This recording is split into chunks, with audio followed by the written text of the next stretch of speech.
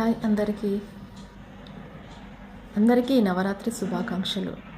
ఈ నవరాత్రులలో మనము ఒక్కొక్క రోజు ఒక్కొక్క గుణంతో కూడి ఉన్న దేవతామూర్తులను మనము కొలుస్తాము.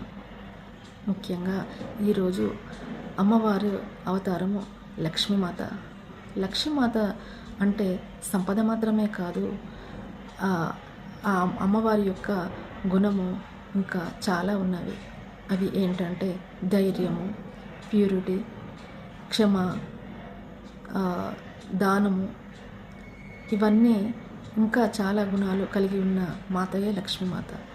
ఆ లక్ష్మీమాత ప్రతి ఒక్క వ్యక్తిలోనూ ఉంది, నెలకొని ఉంది.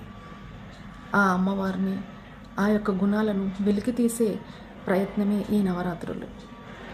కాబట్టి మనము ముఖ్యంగా తల్లులము మన పిల్లలకు మంచి చదువు, జ్ఞానముతో పాటు అన్ని దాన గుణాలు, ధైర్యంగా ఉండే విధానాలు అన్నీ మనము నేర్పిస్తున్నాము.